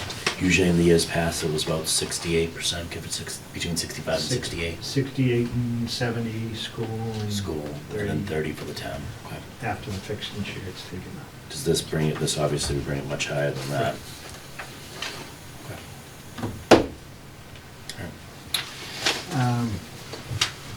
The next article, you already voted on, no action. You already voted on 9. Article 10, water tank aeration system. Did Frank come and talk to you about that system? He did talk Right? to us about that. So the Finance Committee voted 7-0 to recommend borrowing $375,000 as part of the water tank aeration system project. Madam Chair, just one question. Mike, is there any chance that the easement discussions on that property are gonna mess this project up? Like, I don't wanna borrow the money and then find out, oh yeah, the easement's gonna actually go right over that, over that holding tank. No, actually, Frank and I are gonna arrange a meeting on site with the easement. the person looking for the easement and say, look, show us where you think you want to put the easement, and then Frank can say, can't go there. Okay, all right, but there isn't a chance that this, I don't wanna spend the money on this and then find out, No. you know, in a court will decide, no, the easement was designed there, even, it was a mistake, sorry, you know? No, you don't see that? And Frank said the system that's going in the water tank, he can take it and move it Okay, good. if he had to. All right, I'll make a motion to recommend Article 10 on the annual town meeting warrant for the water tank aeration system in the amount of to borrow in the amount of $375,000. I'll second. All those in favor? Aye. Passes 5-0. And then Article 11 is the well 4 replacement project that Frank talked to you about. And the borrowing, this will be all done as one, because you look at 375, and we're like, why are you borrowing 375,000? But it'll all be part of the same borrowing. And they're looking for 900,000, and this is recommended 7-0 by the Finance Committee. Make a motion to recommend Article 11 for the well 4 replacement project to borrow an amount of $900,000. Second. All those in favor? Aye. And all that borrowing is paid by the water fees. Right. Which gets me to the next one. Article 12. We've already recommended. Yep, I just had a question for you. The Finance Committee just wanted clarification that this article would not say that public buildings wouldn't pay for a water bill. This is just, would not Permit. pay It's just for for any the- fees to connect. Yeah, it's just for the Correct. connection Yes, fees. Yeah, that's- okay. I'll let them know It'd be nice if they didn't pay. that. Yeah. Article 13, creation of a special ed stabilization fund. The Finance Committee voted 10-0 to not recommend the establishment of a special ed stabilization fund. So I'll make a motion to not recommend the Special Education Stabilization Fund. It's Article 13. Second. You doing no action, or you doing? No action. No To action. not recommend. Yeah, They no didn't, action. they specifically changed that. They at first were gonna go no action, and then they had a discussion and like, well, if we don't really want it, why are we gonna say no action? Why don't we go not recommend it? Okay. So that's why. Yeah, so my motion is not recommended. No, but it's supposed to be in the positive. They, Is that They positive? rid of the same problem? It's not I think So they did the I will same make a thing. motion to Right, recommend this is the what- stabilization fund according to Article Okay. 13. Second. All those in favor? No? And all those in favor? We just say no? No, doesn't you say all those opposed? All those opposed? Aye. Aye. All right, we don't recommend it. Did we accidentally just recommend it? We might have, I don't know. We did not, we No, we did didn't. not. It is It's funny when that, parliamentarian. like, they did the same thing and then they're debating about it. Article 15 is the WPAT, the Water Pollution Abatement Trust. So this took a lot of discussion. This is not town funds, this is money that comes from the state. So people can get low-interest loans on their septic system installations, and it's managed by the Board of Health. And so this would appropriate $10,000 so that the Board of Health can manage They generally do it like every 2 to 3 years of 10,000 and then come back and do it again. So I'll make a motion to appropriate the $10,000 to the WPAT reserve as written in Article 15. Second. All those in favor? Aye. Oh, it passes. That's it. That looks like a town meeting to me. All right. Moving on, we have discussion and or vote on remote participation policy.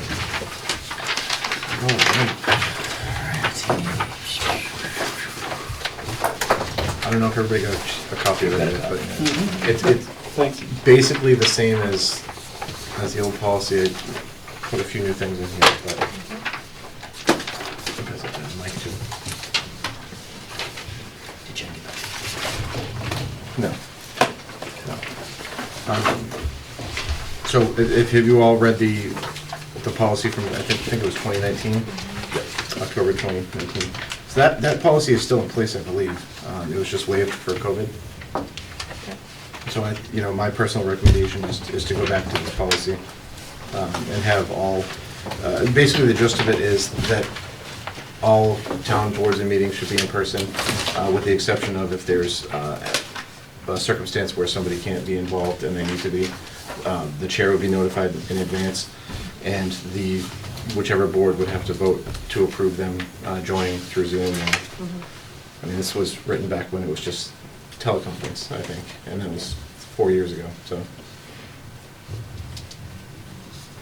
Is there any, someone had asked me, the remote thing, does it matter what state you're in when you're doing it remotely? We had this one. No. Travel.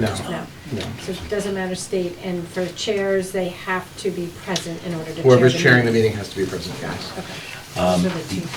Go ahead. Madam Chair, the only concern I had, and I brought it up to Mr. Hornsby, was the state extended the COVID meetings, digital meetings, and really, and I just wanted an interpretation of which one supersedes it. Does the town supersede this, or does this supersede the state's policy regarding remote meetings? That was the only thing that I just had a question on, because I think ours, if we did adopt a policy and don't suspend it, takes precedent, but I wasn't sure, and maybe it's a question for the town manager. I will check with town council on that, and could I just make another suggestion? It's up to you. Would you want to, I'll get that information for you. You could put this on the next agenda, and I could let the boards and committees know that you're talking about this. So they could come and weigh in. So any of them that are having all virtual meetings can come in and explain. Come in person. Yeah. Yes. Yeah, I mean, and I appreciate the reasoning for allowing the zooming in for meetings, but at this point, I mean, I think personally, I think there's no reason to not be able to come in. There are certain reasons for, Kevin had, that time you had COVID in your household, so I understand that, so there's things like that, but, and you can zoom in if it's If there's a agreed upon by reason, the board, right. yeah. But I think right now, I mean, personally, I think a lot of people are taking advantage of it and just not showing up to meetings. I agree. All right, are we all in agreement? We'll just move this to the next agenda item, and we'll invite other. Yeah, Madam Chair, just Steve, would you be open to just if any other feedback or changes or so forth? Would you Yeah, be open? yeah, absolutely. This was, I wanted to solve it. Because I think this was before the the time of COVID, and I think one of the things that we have to do in here is make sure that we look at cameras being on, because we've got legal counsel's opinion on that. Oh, that's in here. Cameras being on, yeah. Okay. Yeah, I put that in there, so, if you are zooming in, you have to have your camera on to participate. Yeah.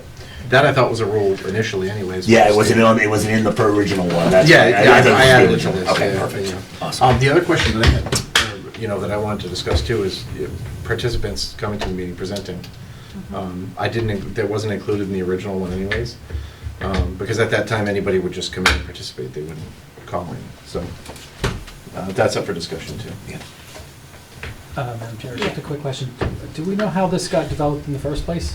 Do we know, who came up with this? The select board developed the original policy. Yeah. The select board developed the original policy. Okay. And it did have COVID in mind. It was Right. before COVID, and it was Miss Deli, was it Miss Deli? The main focus really was like, say, like planning board was the main concern. Because of that, So say you have 5 members, if one of you is out, the other 4 can operate.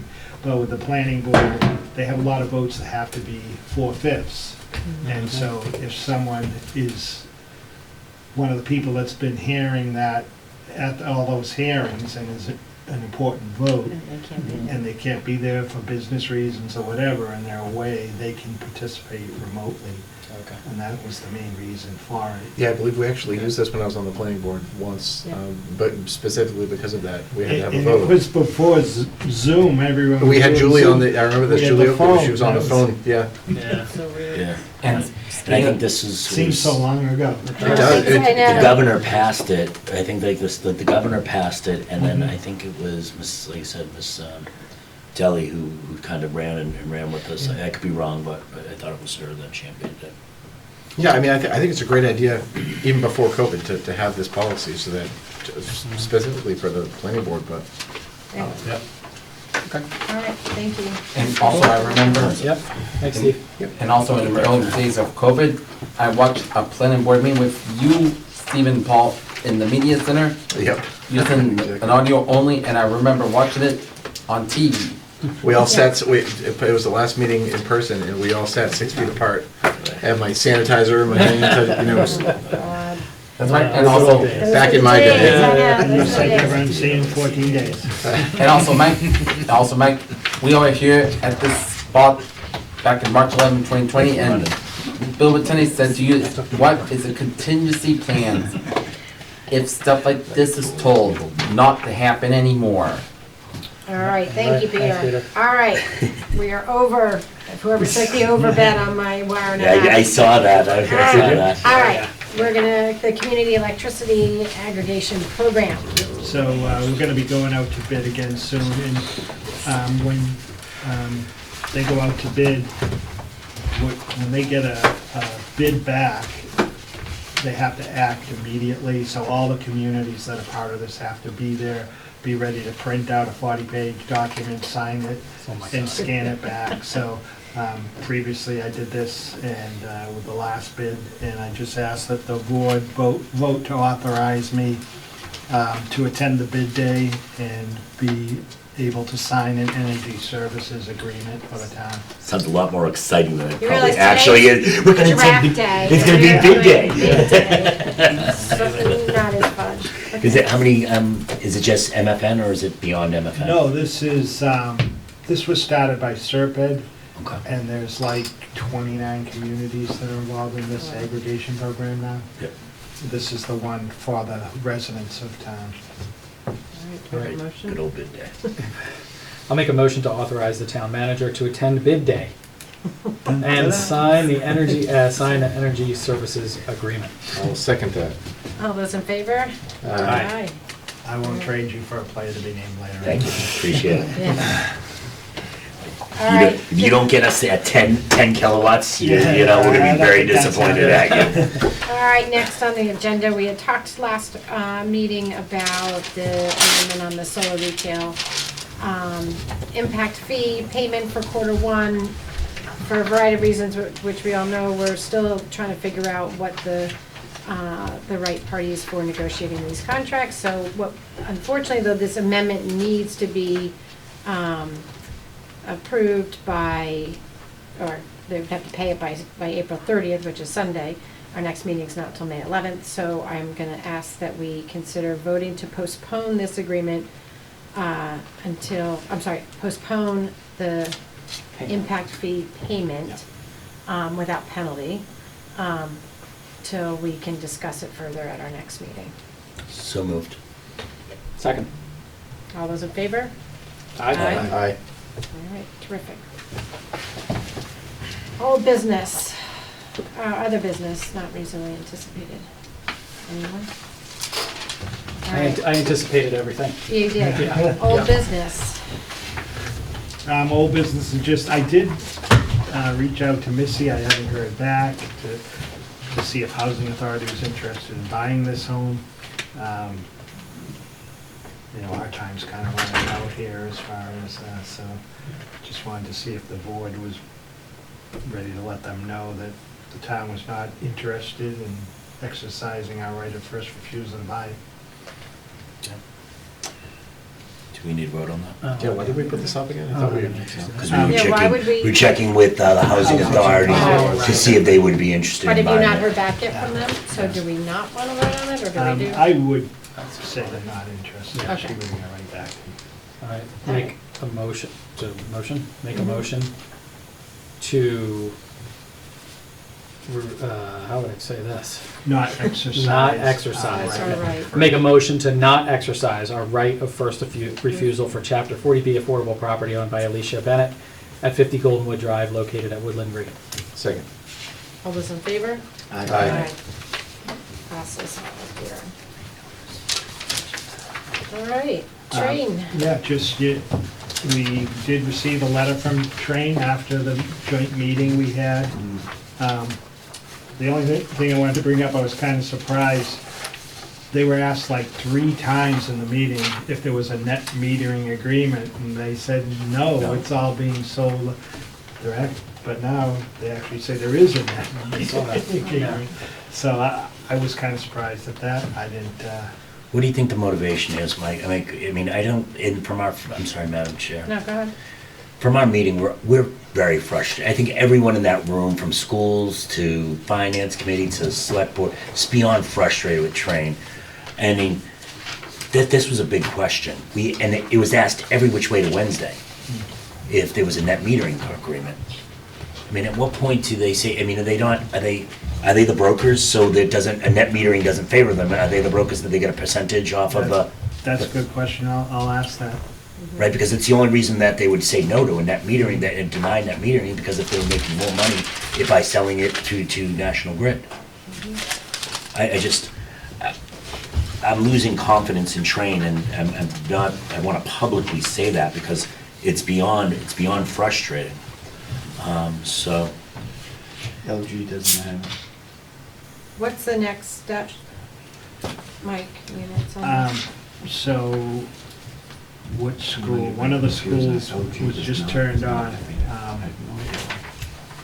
I think it must have been the LG. Yeah. LG is not net metered, and has exported power 3 to 4 cents per kilowatt. Well, one of the things I want to check on too is what they show, the kilowatt hours and the cost, the fixed smart kilowatts, the total smart incentives and the energy savings. I just want to make sure on what they're calculating as energy savings. I wonder if, so the Hill Street landfill, where we have the solar field, was put in by Citizens Energy, and we get credits from that right now. So every month, the high school gets 20% of those credits, and the middle school gets 20% of those credits. So I just have to find out, was that included in their calculation or not? And if all the solar is going to go to the schools now, can we take that 20% of each of those schools and put it somewhere else? Because we didn't have the water treatment plant, for example, when we signed the agreement on our net metering, our credits, so we could add that on to it and have, they use a significant amount of power, so it would be a good savings. So I'm assuming that the original agreement, I'm not familiar what the town agreed to on that solar field, but I'm assuming the reason why the schools were tied into this, they're the largest energy users in town, that's Right, why? we had to find the largest bills in town Town. and appropriate. Okay. Some of our bills are negative every month, so. With the, because of the I got a credits? negative, I told you last month on my, don't ask. So we receive Because of my about solar. 300,000 a year in credits from that. So it's worked out well, and they pay us 80,000 in rent for the old landfill. So we just don't know where these credits will be split, the train credits, how they'll be applied or split? Well, the train credits are all going to the schools, right? They're gonna buy, I don't know. But then can we use the other credits That's what I want to to the do, town? is take the credits from the other program and move them on to something else, if, Yeah, that makes sense. so I'll follow up on that. All right, so there's no action or anything? Sounds just like give It's us- an update, and Thank we had to, Did we ever get anything from, I mean, I know National Grid was the issue, was a big issue. Did they respond? Did they With you guys. but- get moving? Did they well, they. tell us to go pound sand? What Well, they happened? got the LG turned on, so Yeah, that so was something positive. happened. So Joe and I are working on a letter to them to make sure all the other. Okay. Yep. So we had the initial meeting on the town hall project this week, 390 days. Wow. We should be in the building. So it was a good opportunity for the contractor to meet all the department heads that will be involved. They took a tour with the highway and the fire department and the building commissioner, who'll be working with them on coordinating all the site layout, because it's gonna be confusing. You know, they were showing some of the fencing they're gonna do, and Keith's like, well, you gotta make sure I have a place to put the snow, and vehicles can get around the building, so they'll be working together on that. And So we're shooting for August 1st of 2024. probably, like Nick said, probably September of 2024. Wow. Wow, that's crazy. I was surprised at that too, so we'll Yeah, see. believe it when you say it. Well, seeing as Bob already talked about the gazebo, I can gripe about my other gripe that I think you saw, the Route 123 project. You know, through no fault of ours, the project has been delayed and delayed and delayed. And I know Verizon is part of the issue, but also the contractor, I don't understand why they can't be working on sidewalks on the other side of the road. Yeah. And so now the state has used COVID and supply issues to give them an extension to 2026. And meanwhile, the easements are running out, so we're gonna have to renew all the easements, which Oh, my God. could cost us. And like, this is, so the state rep, Paris. you saw Barrows. from Barrows Yeah. that he did reach out to the state highway, and so we'll see what happens with that. Madam Chair? Yes. Just a real quick, sort of kind of related question. What's happening to the current senior center? That'll be a question. So,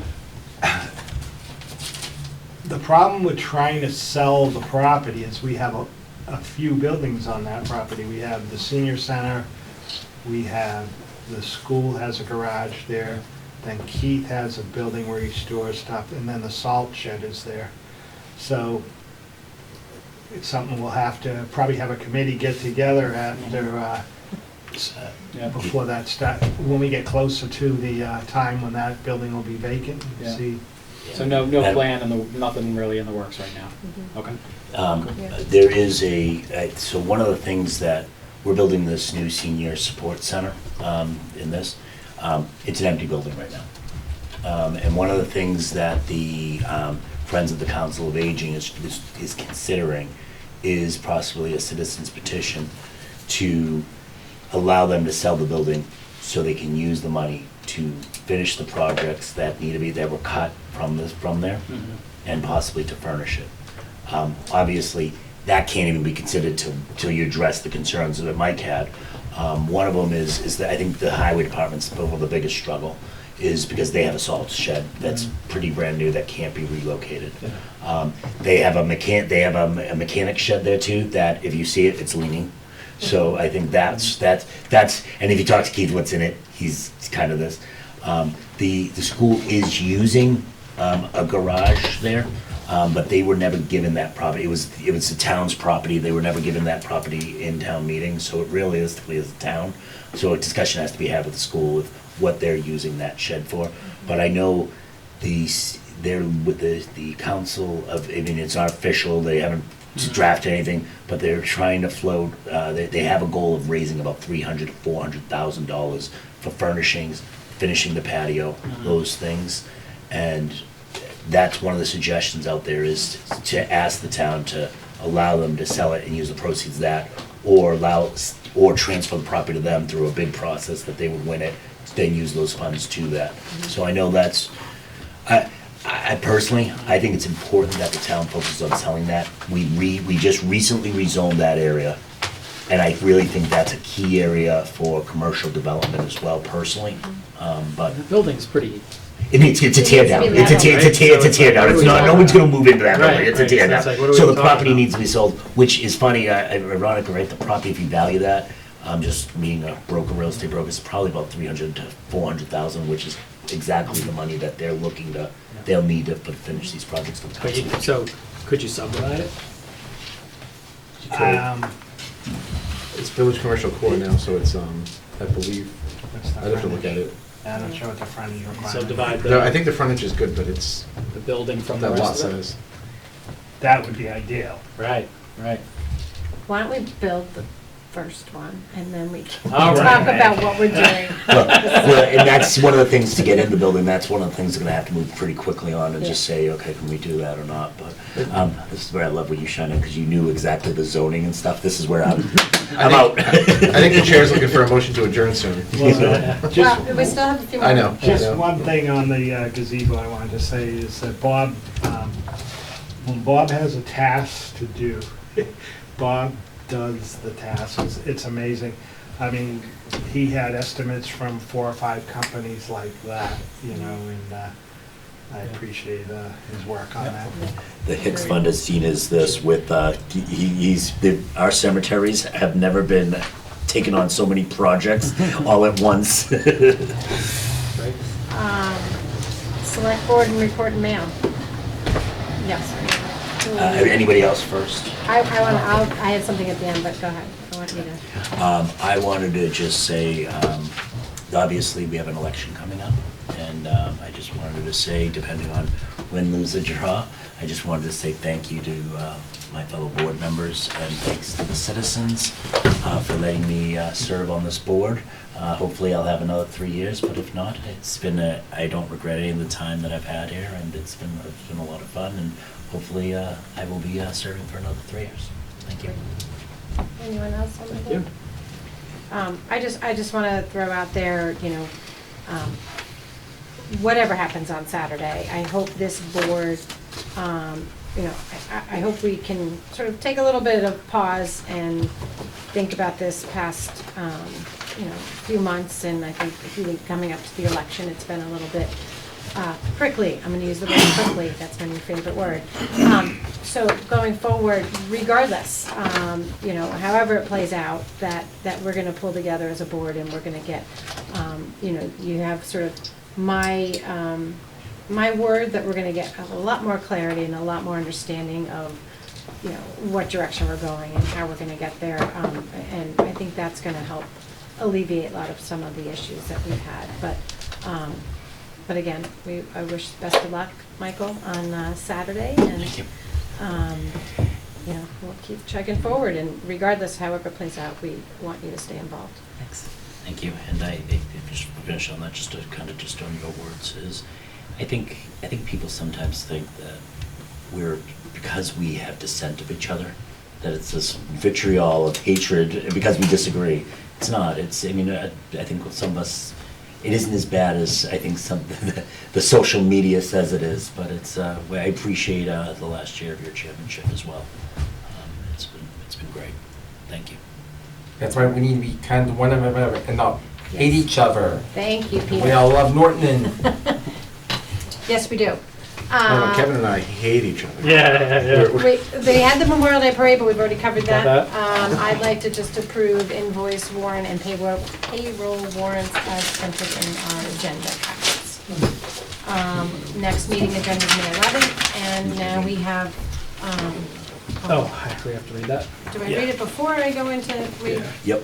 Before you leave. So I declare under General Laws, Chapter 30A, Section 21A3, that the purpose of the executive session will be to discuss strategy with respect to collective bargaining concern, AFSCME, clerical highway, water and sewer, Norton Police Association, because a discussion of the strategy in open session could compromise the purpose of the executive session, and with the board to not return to open session at the conclusion of the executive session. I move that the board go into executive session under General Law, Chapter 30A, Paragraph 21A3, for the purposes of the reasons declared by the chair, and with the board to not return to open session thereafter. Second. All those in favor? Oh, roll call. sorry. Alec? Aye. Michael? Aye. Steve? Yes. Kevin? Yes. I, Tony, yes. And now we have to close the other one. Nope, we're all set. We're all set.